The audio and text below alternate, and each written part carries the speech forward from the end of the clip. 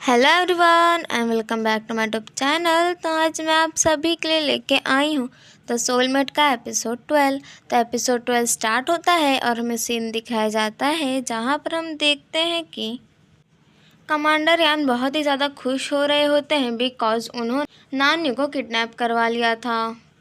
नानी घबरा जाती है और वो कहती है कि तुम कौन होती है यहाँ पर। कमांडर यान कहते हैं कि कमांडर यान हूँ और ये पूरे रोंगचेन में सबसे ज़्यादा दबदबा मेरा है, दूसरे नंबर पे।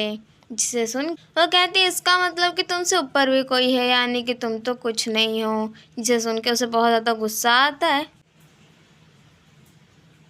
और वो उसे एक थप्पड़ लगा देता है और कहता है कि सिर्फ तुम्हारी वजह से जुनशेंग ने पूरे रोंगचेन में कर्फ्यू लगा दिया। इसकी वजह से अब मुझे तो पता है कि उसी के पास ब्लड जेड है। अब तुम टेंशन ना लो और शांति से जाके इंतज़ार करो उसके आने का, और जैसे वो ब्लड जेड लेके आएगा उसके बाद समझ जाओ।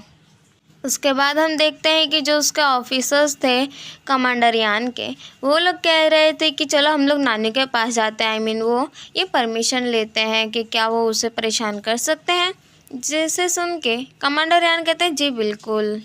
अब यहाँ पर हम देखते हैं कि गाँव है ना, जुनशेंग को कमांडर यान का लिखा हुआ खत मिलता है कि तुम्हें ब्लड जेट के साथ साउथ ऑफ द सिटी आना है, नानियों अगर चाहिए तो।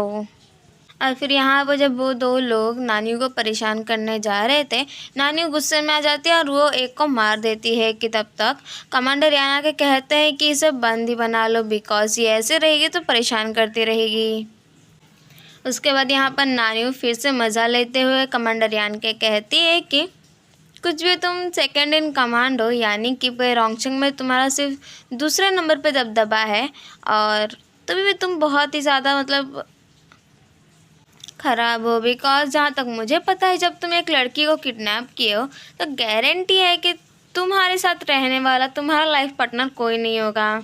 जिसे सुन के कमांडर यान कहते तुम कहना क्या चाहती हो। उसके बाद वो कहती कि साओलिंग के पास 32 वाइफ्स थी और वो उसके जाने के बाद भी उसे मिस करे, और तुम खुद को देखो तुम्हारा क्या होगा। एक्चुअली वो यहाँ पर जो कमांडर यान थे उनका मज़ा ले रही थी कि तुम्हारा क्या ही होगा, तुम तो अकेले ही हो इस दुनिया में। कि तब तक यहाँ पर जो जुनशेंग और गाओहेन थे वो लोग एक धांसू वाली एंट्री करते हैं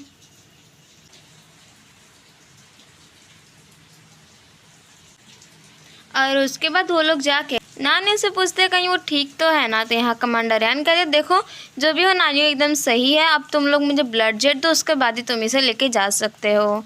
उसके बाद जुनशेंग कहता है कि अच्छा ठीक है ये लो।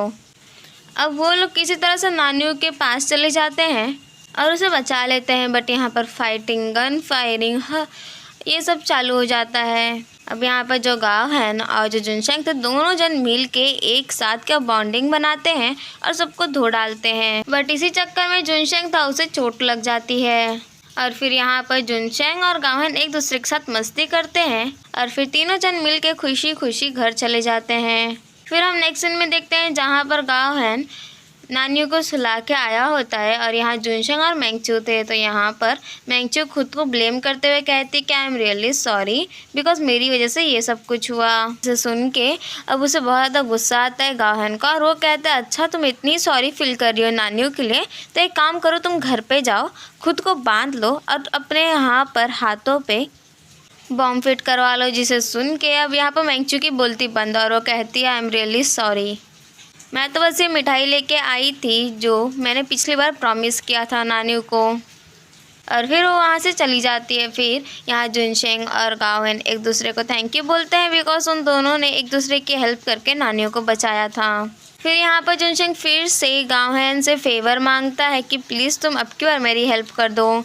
जिसे सुन के गाओहेन कहता है कि नहीं मैं अब की बार भी तुम्हें ना ही बोलूँगा। फिर जुनशेंग कहता है एक्चुअली मेरे को अब की बार उससे मिलना है नानियों से, ताकि मैं उसे सॉरी बोल पाऊँ क्योंकि पिछले बार और इतना टाइम से मैंने उसे बहुत ज़्यादा ही परेशान किया है।